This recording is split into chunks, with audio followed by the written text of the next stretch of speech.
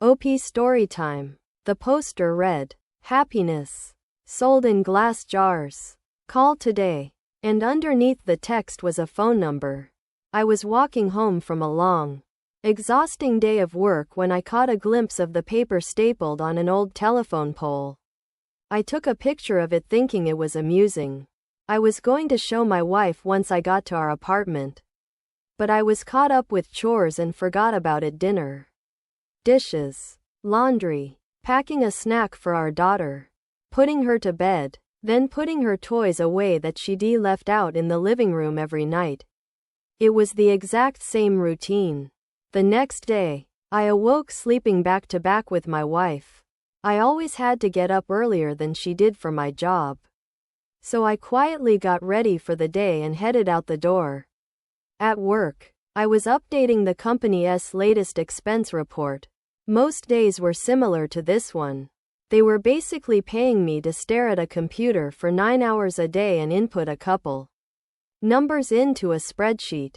I finished my work very quickly, so I decided to head out of the office early. It also helped that it was a Friday, and a lot of people leave early at the end of the week. On my walk back, I was thinking of what my life had become. I did this often. I always dreamed of traveling when I was younger. I wanted to drive across the country or solo backpack across Europe. Then I met Kelsey. Don't get me wrong. I loved Kelsey. I mean, I still do. We just don't have that spark anymore. When you meet someone and get in a relationship, whether it's meant to be or not, some of your personal life plans have to be put on hold. And then that relationship turns to marriage. And then you have a baby. Then you have to enroll your daughter in a preschool. Then you have to get a better paying job and work more hours and blah, blah, blah. I am not trying to throw a pity party for myself. I am just saying I wasn't exactly content with where I was in my life. I wouldn't have referred to myself as a happy person, as I took the same route home that I did every day to work and back.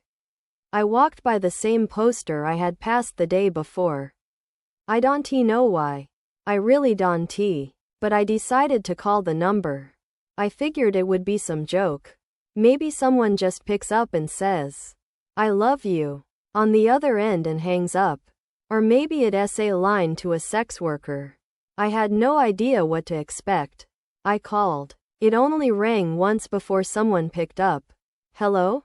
A woman said. Hi, I am calling about your poster? Your ad? Oh, awesome," she said calmly. "When do you want to pick it up?" "Pick what up?" "The jars," she said, like it was the most obvious thing in the world. "Oh, of course. I realized then that I had left work early without telling Kelsey. So I could just go pick it up now and she'd be none the wiser. "What exactly is it that you're selling?" "I just told you. It's happiness. In a glass jar. Like the poster said, happiness keeps best in glass jars. They're more durable than, say, a plastic bag." Okay. Should we meet somewhere?" "For sure. I don't want you to end up being a creep or something. So let's go to a public place." The public place we decided on was a Starbucks parking lot a little over a mile from me. Now, I didn't think I was really going to be buying a jar of happiness or whatever. I was 99% sure she was going to sell me drugs.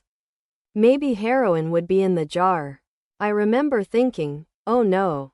Happiness is probably a nickname for some street drug and I am going to a drug deal. What if she's a cop? Am I going to be arrested? But something inside me told me to keep walking. And so I did. I stood outside and texted her. Me. I am here. Her. Cool. Be there in a sec. Me. What are you driving? Her. Silver Camry. And as her final text came through, I saw her car pull in. She took a spot not too far from where I stood. I could see there was no one else in the car, which put my kidnapping fear to rest. She opened her door and stood on the pavement, looking around until her eyes met mine. I gave her a little nod of acknowledgement. She simply responded by waving her hand, gesturing for me to come over to her car. So I did. She was young, maybe mid-20s, with curly, golden hair. Her skin was pale and contrasted with the all-black outfit she was wearing. I thought she looked like Glinda the Good Witch from The Wizard of Oz had put on the Wicked Witch's clothes. "Nice day out," she said as a greeting. "Oh, yeah it is. Hadn't he really paid attention to it? You were the one that called about the jar, right?" "Yeah, that was me." "Cool. Well, here you go." She handed me a very small, glass mason jar. It couldn't have been more than 2 inches tall. Inside of it was a light. Not a light bulb, just light. It was like someone bottled up sunshine. It glowed even in the mid-afternoon daylight. It looked like a tiny sun, or a tiny universe existing in this little crystal-walled home. I was admiring it with no attempt to hide the awe on my face. "Pretty rad, isn't it?" What is it?" You've asked that, like, 3 different times, I think. My answer is still the same. It is happiness. Happiness in a glass jar. What do I do with it? Keep it, she said simply. If you have any problems, shoot me a text. She started to get into her car. Wait, I said. I thought you were selling this? How much is it? Don't worry, man, she said with a smile. You'll pay. She closed her door and I stepped out of her way as she backed up. Then drove off. What the hell had just happened? What was I holding? I looked down at the jar again. Its radiance was simply mesmerizing. I put it in my pocket and could see its glow slightly through my pants. I began to walk home.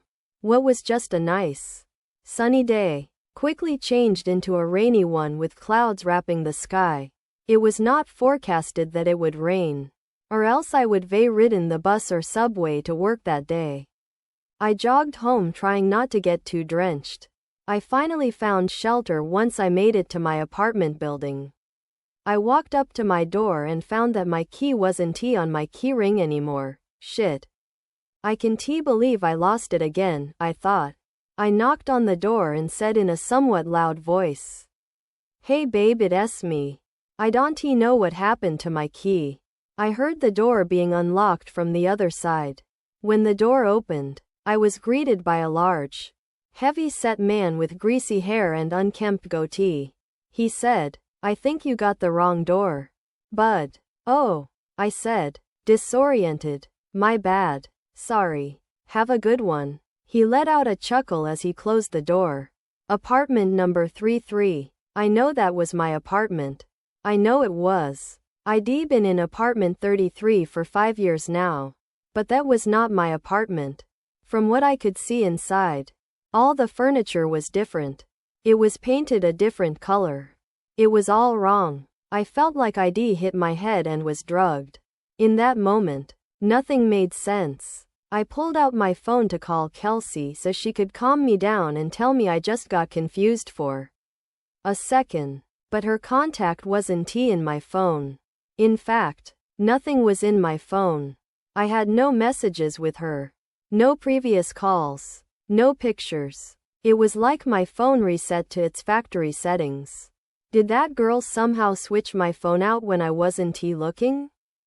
I would have just dialed Kelsey's number manually. But I couldn't quite remember it. I had known it by heart before. But not anymore. I needed to get back to the office. I had all my contacts backed up on my work computer. Since it was still raining, I hopped on the bus which had a stop right in front of the apartment complex. I rode downtown toward my office, the whole time staring at my wet shoes, wondering what the hell was going on. We have a keycard access to our building so only authorized personnel can get inside. I always keep my access card in my wallet. Always. But, surprise. Surprise, it wasn't there. I buzzed into the speaker we had for guests with appointments, or employees as a backup in case anyone lost or forgot their card. "Bzzz, hey, this is Tim. I must have lost my card. My employee number is. I stopped as I drew a blank. A voice came through the speaker. Tim? You got cut out. What's your employee number? I can't remember. That's fine. Just tell me your full name and department. Finance. I am in finance. My full name is Tim Brooks.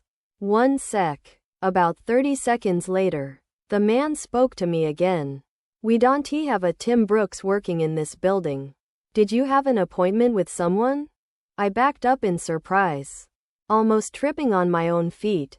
I had just been in that office an hour or two ago. What was happening to me? I felt like I was getting Alzheimer's but going through every stage in one day. I stared at my hands, unsure if I was in the right body. I felt like the world around me was disintegrating. I wasn't in control. I was merely sitting inside somebody else's head, watching the world through their eyes. Just then, I got a text. I recognized the number immediately. It was that girl, the one who gave me the jar. I had forgotten all about it until I saw her text. Hey, how's it going?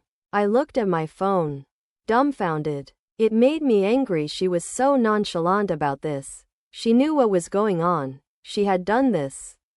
Somehow. Me. What the hell did you do to me? The worst is yet to come. I was astronomically close to just chucking my phone as far as I could in frustration. I took the jar out of my pocket. It looked unchanged, still glowing just as bright. What the fuck did you do? I yelled at the jar, realizing I probably looked like a lunatic. As I stared at its glistening glass, I realized something. I didn't know what my wife's face looked like anymore.